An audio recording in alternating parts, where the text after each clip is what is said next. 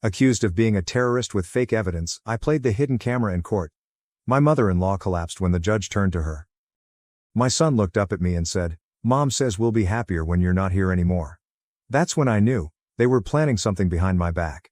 Our family represented the white picket fence American wet dream. Barbecues on Sundays. Homemade lemonade stands. Matching family clothes. Everything. My wife had just 2 lovers before me, and she was always my first choice. The lone exception was my mother-in-law. My mother-in-law was rude to me because I was from Turkey and my wife was a full-fledged American, calling me things like camel jockey, or kebab boy. Her witch-like laughter filled the air every time she spoke those phrases, and she'd chuckle with her friends like it was the greatest thing ever. And, while my wife initially attempted to stop her, I eventually advised her to give up because it only made matters worse. Plus, I was dating Alice, not her family, so everything should have been alright, right? This is exactly how Alice and I came up with the brilliant idea of inviting her family to our Sunday BBQ. It appeared harmless at first. After all, our son Mikey needed to know Alice's side a little better. Everything went perfectly at first. Her father hugged me. Her brother gave us a housewarming present. Then came her mother. "Don't worry, I brought plain hot dogs in case the food's too exotic." Her tone was so cutting it could have cut a brick in half. But I ignored it and wore my well-practiced Hollywood smile. "Thank you," I responded, giving her a hearty embrace. I could feel her tensing up, and it took everything in me not to chuckle directly into her ear. After that, everything seemed to improve. Everybody was laughing. Our plates glistened in the sunlight like a tortoise shell on a lovely beach. Our stomachs were stuffed. But midway through the cookout, I saw my mother-in-law had vanished with Alice for over an hour. I assumed Mom was making one of her "you need to divorce him" speeches, so I disregarded it. Mikey was exhausted by the end of the cookout, having received so much attention. I knew the cookout was a success. I wasn't expecting a thank you from my mother-in-law, or anything good, for that matter. However, on her way out, she exceeded my expectations. "It's not too late to start over," she said in a cynical tone with a trace of reality. I recall heaving a big sigh of relief, grateful that this nightmare was finally over. But later, as we were cleaning up, I asked my wife what that was about. "Oh, the usual." I chuckled because I knew it was a translation of the typical BS. But instead of laughing with me, she stopped what she was doing, stood still, and glared. For the first time, I noticed contempt in my wife's eyes. She appeared to be an irate principal issuing a suspension to her kid. A terrible stomach feeling swept over me. But I reminded myself that my wife was probably quite exhausted, and this is how it was expressed. But the next day arrived. My wife completely ignored me, providing the silent treatment, acting colder than an iceberg towards me. However, that wasn't the worst part. We were watching TV in the evening and saw news of a terrorist incident. My wife turned to me and remarked, "You'd know all about that, wouldn't you?" Before laughing as if she had just said the funniest thing in the world. Until the point, she was the first lover in my life who hadn't exploited my foreignness, which was a big reason I felt so safe in the relationship. So when she said that, my heart broke into 1,000 pieces. I went into the restroom and teared up, as if I didn't want to accept it. Her words sliced deep, like a sharp knife through butter. I knew her mother was involved in this. But when I mentioned it, she shrugged and replied, "I guess my humor is just developing quickly." I took a deep breath. She'd never acted like this before. I felt disgusted rather than hurt. I didn't see her much that week, not on purpose, but because she had suddenly become quite busy at work. I spent a significant amount of time with Mikey that week. Then, one day, when I was picking him up from school, he asked if we might stop at Wingstop on our way home. I told him no, I had prepared dinner for him at home, and it was in the refrigerator. He looked at me as if I had just told him the most painful thing, then blurted out, "Mom says we'll be happier when you're not here anymore." My heart sank. I went silent, my voice stiff in my throat, trying not to cry. My mind raced at 1,000,000 miles per hour. With Alice's recent actions, things began to make sense. When we returned, Alice hadn't yet returned from work, so I did some investigating. As I climbed the attic ladder, a cloud of dust struck my nostrils and made me cough. A foreshadowing of the mountain of suffering to come. As I climbed inside, I noticed a box that I had never seen before. The first several documents were about dull tax issues. But what I discovered underneath was so astounding that my eyes nearly flew out of my head. Several dozens of screenshotted texts. Transcribed voice memos. Photos of us together were pulled completely out of context to make me look like a wicked supervillain. And at the bottom, I noticed that they were all signed by my mother-in-law as a witness. For example, there was a snapshot of a text I sent Alice when she was out with friends saying, "Don't forget who you belong to." It was an inside joke from a movie we both like. But the comment underneath it read, "Exhibits controlling behavior, does not allow me freedom."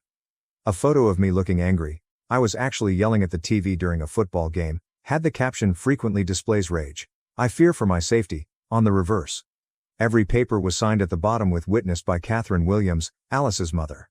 As I dug deeper, I discovered a draft divorce filing. The allegations were horrific: emotional abuse, domineering behavior, and even accusations that I had threatened Alice. According to these papers, I was a rage-fueled time bomb who cut Alice off from her family and friends. It was all lies, horrible, planned lies meant to harm me. And in the bottom of the box, I discovered the most disturbing object of all. A handwritten plan outlining how Alice would kidnap Mikey, drain our joint funds, and leave me with nothing, not even visiting rights to my son. I sat in the dusty attic, holding these papers, feeling as if my entire world had shattered. The wife I loved, the mother of my kid, had been slowly assembling a case against me. And for what? So she could take everything yet leave me with nothing? I heard the garage door open downstairs. Alice was at home. I hurriedly placed everything back precisely how I found it and climbed down the ladder, my mind racing. What am I going to do now? I quietly closed the attic hatch as Alice stepped through the door. My hands were shaking so badly that I nearly lost my grasp on the ladder. In 30 minutes, I went from a puzzled spouse to feeling like a man on death row. "Hey," Alice said without looking at me, placing her keys on the counter as she usually did. But nothing felt normal anymore. Not her voice. That's not how she moved. Nothing. I tried to be casual. "Hey, how was work?" My voice sounded strange even to me, as if I were reading from a screenplay. "Fine." She swept past me, and I noticed the peculiar perfume again. She rushed directly to Mikey and kneeled down to give him a big embrace. "Hey, buddy, I missed you." Watching them made my stomach twist into knots. Was she going to take him away from me? According to the documents, that is exactly what she meant to do. I needed to think. I needed a plan. I mumbled something about checking the mail and went outdoors to breathe. The nighttime air felt cold against my face, which was most likely flushed from stress and rage. Linda, our neighbor, waved from across the street as she walked her dog. I waved back mechanically, wondering if our entire existence was about to become neighborhood talk. That night, I could hardly sleep. Alice remained as far away from me in bed as possible without sliding off. I looked at the ceiling for hours, my thoughts whirling. What did Alice's mother say to set her against me so completely? What was I planning to do? The next morning, I called in sick from work. I couldn't concentrate anyway. When Alice left with Mikey for school drop-off, I returned to the attic. I photographed everything with my phone, documenting all the falsehoods and manipulations. If things were going the way I believed it was, I'd need proof. I spent the rest of the day in a haze, looking up divorce attorneys on my laptop. I found one with positive recommendations, Thomas Rodriguez, who specializes in father's rights. I scheduled an appointment for the next day during my lunch break. Alice was surprised to see me at home that evening. "I thought you were working late today," she added, sounding a little angry. I had not told her anything like this. "No, what makes you think that?" She shrugged. "Must have gotten confused. More lies." She had undoubtedly arranged something when I was supposed to be gone. That night, I paid great attention to her, watching how she kept checking her phone and typing when her back was turned to me. The following day, I met with Thomas. His office was small but professional, with certificates on one wall and family photos on the desk. I showed him the photos I had taken of Alice's paperwork and described what had transpired. Thomas listened closely, taking notes and occasionally asking questions. After I finished, he reclined back in his chair. "This is quite the problem, Karum. Based on what you've shown me, your wife and mother-in-law are preparing a divorce petition in which you would lose custody and the majority of your assets." He adjusted his glasses. "The good news is that you discovered this before they served your papers. We have time to prepare." "What shall I do?" I inquired, feeling absolutely lost. "First, do not face your wife. Act normally. Second, protect your finances. Open a separate account with a different bank and transfer half of your savings there. It is still marital property, but this safeguards you from being left with nothing. Third, document everything. Record talks if your state permits it. Keep a journal of all interactions." I left his office with a plan and was a little less afraid. On my way back to work, I stopped at a new bank and established an account, transferring half of our savings, as Thomas recommended. I felt horrible about it, but then I remembered the meticulous plan to fully clear me out. This was not dishonesty. This was self-preservation. That weekend was torturous. Alice proposed we take Mikey to the park as a family, which seemed like the most twisted idea ever given what I now knew. Still, I joined in, pushing Mikey on the swings as Alice shot photos on her phone. Was she capturing our final days as a family, or accumulating more evidence to use against me? I could not tell anymore. Alice received a call while Mikey was playing in the sandbox. She stepped away to respond, but I noticed her face light up in a way it hadn't in weeks. When she returned, I casually asked who had called. "Just Mom checking in," she said, but her gaze did not contact me. That night, when Mikey went to bed, I began maintaining the journal that Thomas recommended. I jotted down everything that had occurred since the cookout, attempting to be as specific as possible. It seemed strange documenting the breakdown of my marriage, but I needed to protect myself and, more importantly, my bond with my son. Monday morning, I called Alice's father. We had always gotten along well, and I needed to know if he was involved in this whole scam. I asked if he could meet me for lunch, just the two of us. He sounded shocked but agreed. We met in a little cafe near his office. Robert looked older than I remembered, and the creases around his eyes were deeper. We ordered sandwiches and exchanged small talk till they arrived. Finally, I took a deep breath before diving in. "Robert, I have an important question for you. Has Alice told you about our marital problems?" He put down his sandwich, clearly perplexed. "Not at all. Is everything fine between you two?" I examined his face. Either he was an excellent actress, or he had no idea what was going on. I chose to take a chance. I discovered some documents in our attic. Plans for a divorce in which Alice takes everything, including Mikey, based on lies about my abusive behavior. And your wife has signed as a witness to everything. Robert's face became pallid. "What? That is absurd. Kathy did not mention anything like this to me."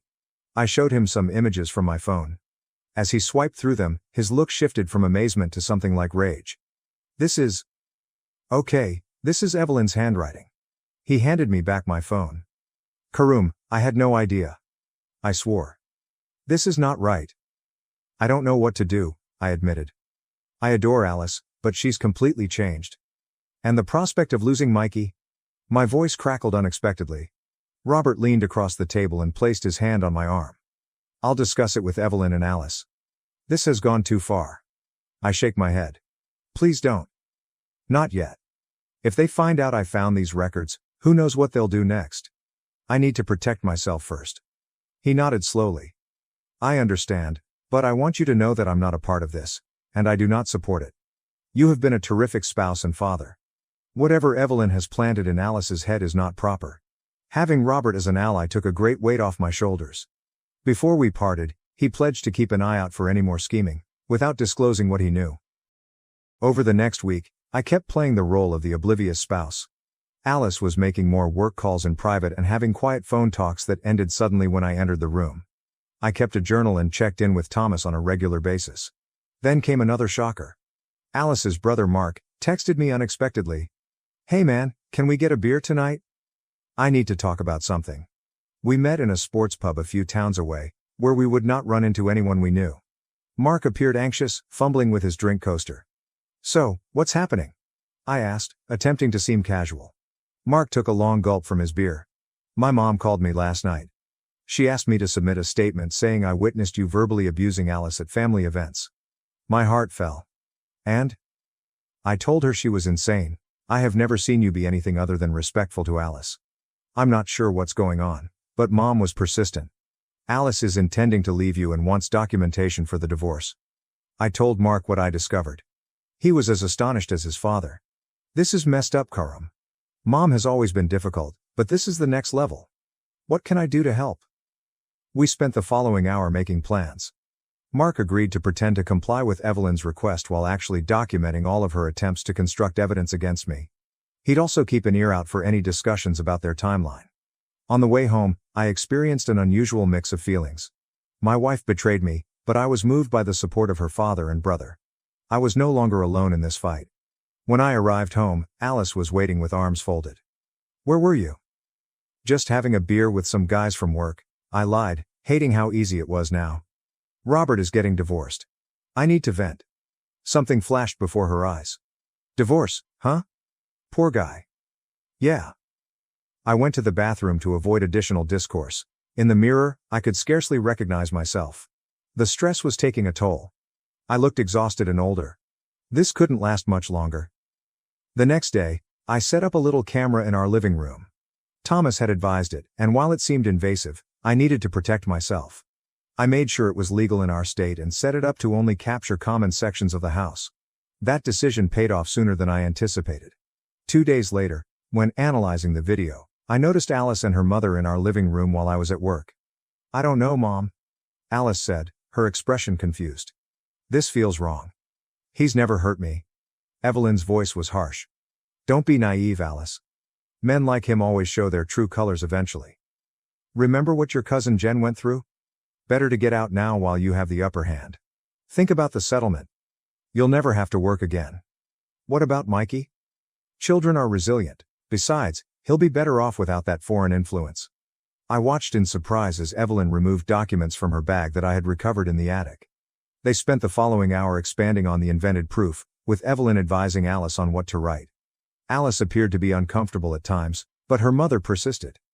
"Just think about the beach house we could buy with his 401k money," Evelyn added, beaming. "And that Turkish rug store of his brother's will be worth something too if we play this right." I felt nauseous. This wasn't just about getting me out of the picture, it was about money. Evelyn was using her own daughter in an attempt to swindle me and my family. I saved the movie in several places and sent a copy to Thomas. He called me right after watching it. "This is exactly what we needed, Karam. This proves the allegations are fabricated and shows coercion, but we still need to be strategic about how we use it." I agreed, but a part of me wanted to face Alice right then. How could she accomplish this? Is our entire marriage a sham? That night at supper, Mikey asked if we might go to Turkey to see my family next summer, and I nearly broke down. "Grandma said I can't go there anymore because it's dangerous," he explained simply. Alice hastily shifted the topic, but the harm had been done. They were already poisoning my son against his background and part of who he was. I excused myself from the table before losing my cool entirely. The following day, Mark called with additional information. "They're planning to file next Monday. Mom's meeting with some hotshot divorce attorney tomorrow to finalize everything." This sped up our time frame tremendously. Thomas instructed me to file first with the material we had acquired. "If we wait for them to serve you, you'll be on the defensive from day one," he told me. We completed all of the paperwork that weekend. I felt like I was leading a double life, playing board games with Mikey and making Sunday breakfast while also preparing for a divorce battle. Alice kept up her act too, but there were times when she appeared almost like her old self, particularly around Mikey. It made me wonder how much of this was her idea and how much was manipulation on the part of her mother. Monday morning, I departed for work as normal, but headed straight to the courts. Filing those papers was one of the most difficult tasks I've ever done. Every signing seemed like another nail in the coffin of our marriage. My phone buzzed as I was leaving the courthouse. A message from Mark. "Mom just picked up Alice from work. They're heading to their lawyer now. You beat them by hours." Alice received divorce papers at her office that afternoon. I made sure Mikey was with me, driving him straight from school to my buddy John's house, where we'd planned for him to have a playdate with his kid. I did not want him home for the anticipated confrontation. The storm struck around 6 p.m. Alice stormed through the front door, her face distorted with wrath. "What the hell is this?" she yelled, flailing her papers. "Divorce papers," I explained gently. "I figured I'd save you the trouble of filing yourself." Her expression shifted from angry to confused. "What are you talking about?" "Don't play dumb, Alice. I know everything. The fake abuse claims, the plan to take everything including Mikey, your mother coaching you on how to set me up." She paled somewhat, but recovered fast. "You're paranoid. This is exactly why I need to get away from you." "Really? So you weren't planning to file for divorce today? Your mom didn't meet with a lawyer last week?" That silenced her. "How did you? And I suppose you weren't building a case against me with fabricated evidence that your mother witnessed? Evidence that's conveniently stored in our attic?" Alice slid into the couch, her confidence fading. "You found the box." "I did. And I have video of you and your mother creating false evidence." "What were you thinking, Alice? Was our whole marriage a lie?" She looked up with tears in her eyes. "Number, I loved you. I still do, in a way. But Mom said." "Mom said what? That I'd eventually become abusive because I'm Turkish? That you could take me for everything I have? That my family business was worth targeting?" The rage I'd been hiding for weeks finally surfaced. Alice's tears were flowing freely now. She kept saying you were going to hurt me eventually. That men like you always do. She had all these statistics about domestic violence in Middle Eastern cultures. And then she started talking about how much money I could get. And you believed her? After 6 years together? I couldn't keep the hurt out of my voice. She shakes her head. Not at first. But she was so persistent. Every day, more articles, more horror stories. She even had this friend whose daughter married someone from Iran. And he supposedly became this monster after they had kids. So because some random person's daughter had a bad marriage, ours was doomed? That's racist, Alice, plain and simple. She flinched at the term. I know it is. I started to realize that a few days ago. But by then, things had gone so far. Mom had already paid the lawyer. I sat across from her to keep my distance. Where's Mikey? With John. I didn't want him here for this. Alice nodded, relieved. Then her phone rang. Evelyn is phoning. Alice looked at it for a second before declining the call. What happens now? She inquired calmly. That depends.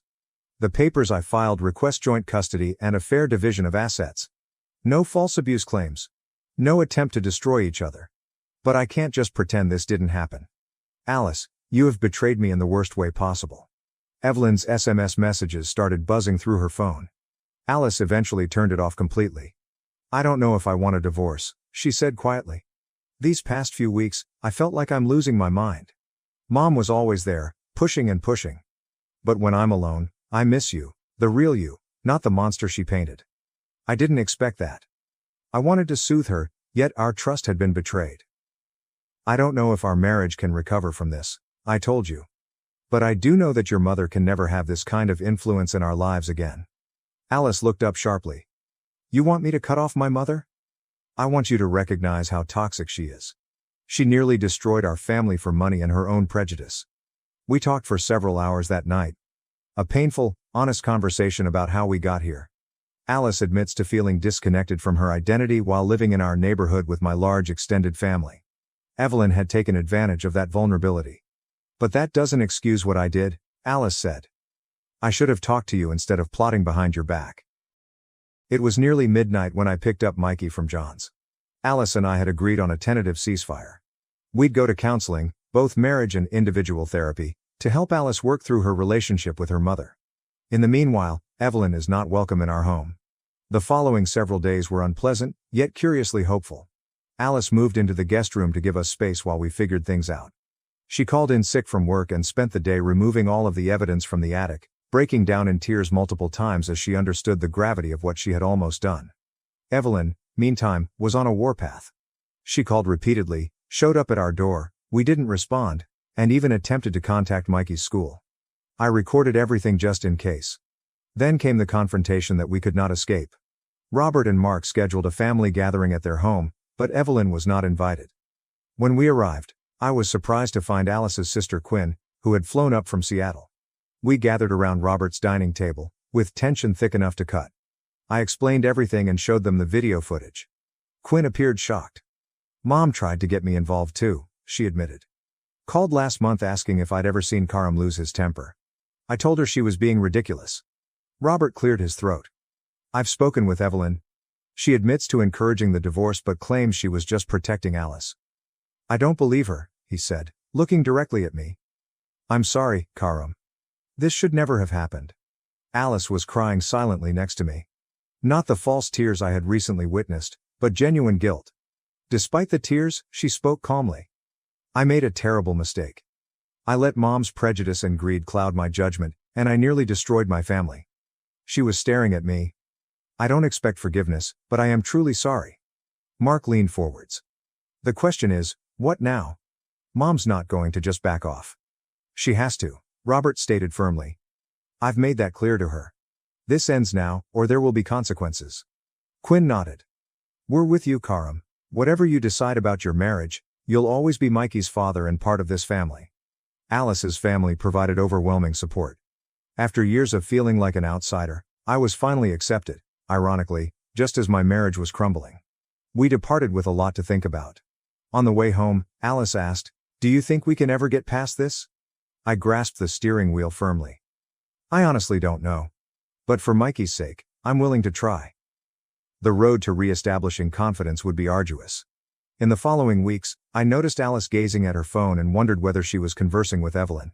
Some nights, I'd wake up in a cold sweat, wondering if this was all a setup.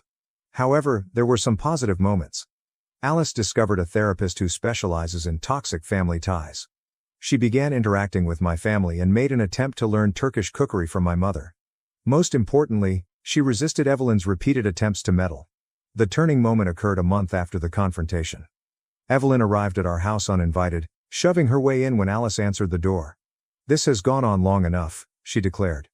"I've spoken with another attorney. We can still file with the evidence we gathered." I was upstairs, but I could hear every word through the camera I had set in the living room. I waited, pulse racing, for Alice's reaction. "There is no we, Mom," Alice stated simply. "What we did was wrong. Karim is a good man and a wonderful father. Your prejudice nearly cost me my family." "Don't be so dramatic," Evelyn scoffed. "Men like him always—" "Stop." Alice's voice was the strongest I'd heard in months.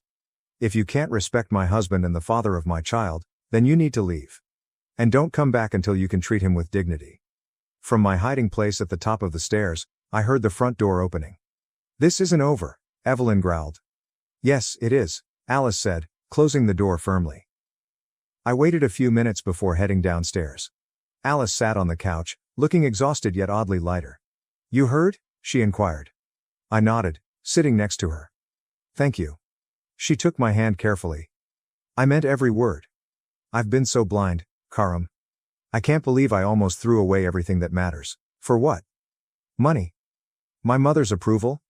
That night, we discussed maybe dismissing the divorce paperwork. It would not be simple, and we had a lot of work to do. But for the first time since uncovering those documents in the attic, I felt hopeful that our family could recover. That night was the first time in weeks that I truly believed we could get through this. I had no idea if our marriage would ever be the same, but witnessing Alice stand up to her mother like that was huge. Perhaps there was something worth protecting here. The next morning, Alice recommended we go to the park with Mikey. It was odd at first, as if we were playing pretend family for our son's benefit. But watching Mikey run around the playground, laughing and carefree, reminded me why we were working so hard to improve things. "He looks happy," Alice observed, sitting next to me on the bench. "Yeah, I agree. Kids are pretty resilient. Do you think he knows something's wrong between us?" I shrugged. "Kids pick up on more than we think. But I'm trying my best to keep things normal for him." Alice nodded while watching Mikey ascend the monkey bars. "Me too. That's why I need to tell you something." My stomach immediately tightened. "Here we go again." "What is it?" "Mom's planning something. Mark called me last night after you went to bed. She's been meeting with another lawyer. Someone really aggressive who specializes in high-conflict divorces." I sighed deeply. Of course, Evelyn would not give up that simply. "What does that mean for us?" "I don't know exactly, but Mark thinks she's going to try to force my hand somehow. Maybe threaten to cut me off financially or something." Alice paused. "I know that shouldn't matter, but your parents have always helped you out," I finished for her. Alice's family was fairly well off, and they had given us a down payment and assisted with Mikey's private school tuition. "I'm not saying I'd choose money over our family," Alice clarified hastily. "I just wanted you to know what we might be up against." I admired the honesty, at the very least. "Thanks for telling me." Mikey came racing up and demanded that we watch him go down the large slide, so we didn't have much time to talk about it. For the rest of the afternoon, we set aside our worries and concentrated on being parents. That evening, after Mikey went to bed, I called Thomas to give him an update on the issue. He was not surprised when Evelyn hired a new lawyer. "People like her don't back down easily," he told me. "But her standing is weak now. You have evidence of the fabricated abuse claims, and Alice isn't cooperating with her anymore." "So, what should we do?" I asked. "Stay the course. Keep documenting everything. If you and Alice are really trying to reconcile, we can file to dismiss the divorce petition. But I'd wait a bit longer to make sure things are stable." I agreed with his advice. Trust was not going to be re-established overnight. The following week was relatively peaceful. Alice and I began couples therapy with a counselor named Dr. Quinn, who has no link to Alice's sister. Our first session was rough. Lots of tears and painful facts. I admitted to feeling cheated, and Alice discussed how her mother had used her fears about our cultural differences. "I was always a little intimidated by your family," she said during our second session. Everyone speaking Turkish at gatherings, all the traditions I didn't understand. I sometimes felt like an outsider. You never told me that, I said, honestly shocked. I didn't want to seem ignorant or racist. But Mom used that. She kept telling me I was losing my identity, that Mikey was becoming more Turkish than American. Dr. Quinn assisted us in seeing how we both contributed to the problem, me for failing to notice Alice's distress, and Alice for failing to communicate her feelings. It wasn't an explanation for what Evelyn had done, but it did help me understand how she had discovered a flaw to exploit. Things at home gradually improved. Alice returned to our bedroom. We weren't intimate yet, but we were gentle with each other, as if we were handling something precious that could break if we proceeded too rapidly. Then Evelyn made her move. I returned home from work on Thursday to find Alice seated at the kitchen table, pallid. Her hand shook slightly as she grasped the heavy packet. "What's wrong?" I inquired, placing down my laptop bag. "Mom sent this?" She shoved the envelope toward me. "It's a trust fund document. Apparently, they set up a college fund for Mikey when he was born. Almost $200,000 now." I skimmed the documentation. "Okay. And there's a condition? The money can only be accessed if Mikey is living primarily with me or my parents. If we stay married or if we share custody, the money goes to charity instead." I could feel the typical wrath rising. She's using Mikey's education as leverage. Alice nodded miserably. "There's a letter too." She sent me a cream-colored stationery note with Evelyn's exquisite calligraphy. Evelyn's letter contained everything you'd expect from her: fake concern for Alice's well-being, thinly veiled racial remarks about my family's influence, and a clear ultimatum. "Leave me and get the money, or stay and Mikey will suffer." "What do you want to do?" I inquired gently. Alice looked up, her eyes red and determined. "I already called Dad. He had no idea about these conditions on the trust. He's furious with Mom." "That doesn't answer my question," I said. "I'm not choosing money over our family, Karam. Not again. I made that mistake once, and I'm still trying to fix it." She took a deep breath. "But I wanted to be honest with you about everything. No more secrets." I believed her. For the first time in weeks, I actually believed her. The following day, Robert called me immediately. "I'm sorting out this trust fund nonsense," he continued, sounding more enraged than I had ever heard him. "Evelyn had no right to add those conditions without consulting me." "I appreciate that," I said. "But honestly, it's not about the money." "I know that," he said. "But it's the principle. She's trying to buy our grandson's future. I won't stand for it." Robert offered to come over that weekend to talk with both of us. When he arrived on Saturday, he carried his own file. "I've spoken with our family attorney," he stated as we sat in the living room. "The trust, as Evelyn presented it, isn't legally binding. I never signed off on those conditions." Alice appeared relieved. "So the money is still there for Mikey's education?" "Yes. Regardless of your marital status or custody arrangement." Robert hesitated. "But there's something else you should know. I've been doing some digging into our finances after all this came to light." He opened the file to show us bank statements and transfer data. "Evelyn has been shifting money for months, starting with tiny amounts and gradually increasing." "Where was it going?" I inquired, though I had a sinking suspicion I already knew. "To a separate account in her name only. Almost $100,000 so far." He looked at Alice. "I think she was planning to fund your divorce and new life without telling me." Alice hid her face with her hands. "Oh my God. I've frozen the accounts for now," Robert went on. "But I wanted you both to know what's been happening." Alice remained quiet for quite some time after Robert left. Finally, she glanced at me, tears in her eyes. "I'm so ashamed. My own mother was stealing from my father to fund this insane plan." I sat next to her on the couch. "It's not your fault. Part of it is. I let her convince me you were the villain when she was the one manipulating everyone." She wiped her eyes. "I need to tell you something else. Something I haven't admitted yet." My heart raced. "What is it?" "When Mom first started talking about divorce, I didn't take it seriously. But then she introduced me to this friend of hers, Linda. Linda told me this horrible story about her daughter who married a man from Jordan. How he seemed perfect at first but became controlling and eventually violent." "And you thought that would happen to me?" I asked, trying to keep the hurt out of my voice. "No, that's just it. I didn't believe it would happen with you. But Mom kept pushing, and then..." She broke off. "Then what?" "Then I found out Linda doesn't even have a daughter. Mark discovered it by accident when he was looking into Mom's friends. Linda was an actress Mom hired to tell this story. Alice's voice broke. My own mother paid someone to lie to me about an abusive foreign husband to convince me to leave you. I was speechless. Evelyn had gone to extraordinary lengths. I wanted you to know everything, Alice explained quietly. Even the parts that make me look gullible and stupid. I took her hand. It wasn't truly forgiveness, but it was something. Thank you for telling me. The following several days were a curious combination of progress and strain. Alice and I were talking more effectively than we had in months, but Evelyn's continuous plots were taking their toll. We decided to dismiss the divorce petition, which felt like a big step forward. Then, without notice, Evelyn arrived at Mikey's school. I received a call from the principal while I was at work. Mr. Dear, we had an incident today. Your mother-in-law attempted to pick up Mikey without authorization. My blood became chilly. Is Mikey okay? He's fine. Our staff followed protocol and refused to release him, but Mrs. Williams became quite agitated. We had to ask her to leave the premises. I quickly called Alice, and we both left work to attend school. Mikey was in the principal's office, appearing perplexed but generally well.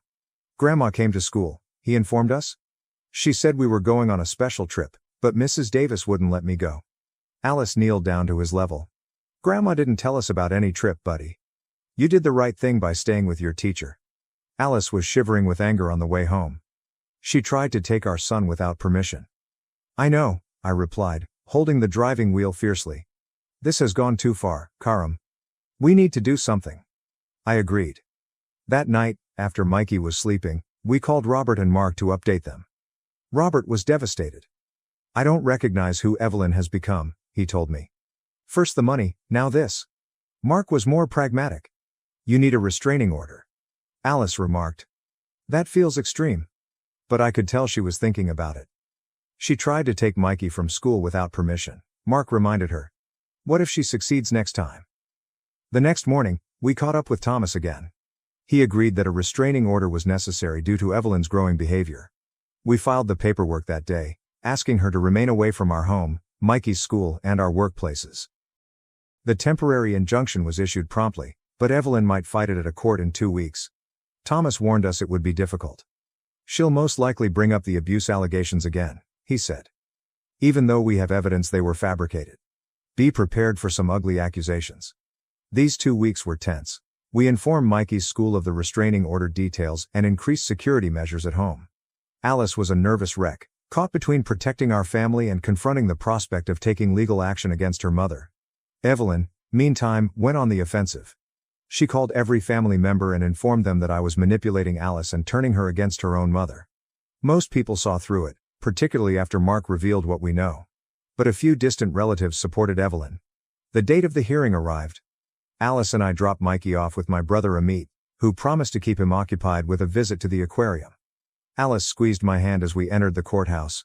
Whatever happens in there, we're in this together, she told me. Evelyn was already inside with her solicitor, a sharp-looking woman dressed in an expensive suit. She didn't notice us, but I could sense her glare from across the room. The hearing was exactly what Thomas had warned us about. Evelyn's lawyer portrayed me as a dominating, potentially dangerous husband who had indoctrinated Alice into recanting her abuse allegations. They invoked every stereotype about Middle Eastern guys they could think of, barely masking their prejudice as concern. When it was our turn, Thomas carefully presented the evidence we had gathered. The video of Evelyn encouraging Alice to make false charges, the financial records demonstrating Evelyn's theft of cash, and the statement from Mikey's school about the unauthorized pickup attempt.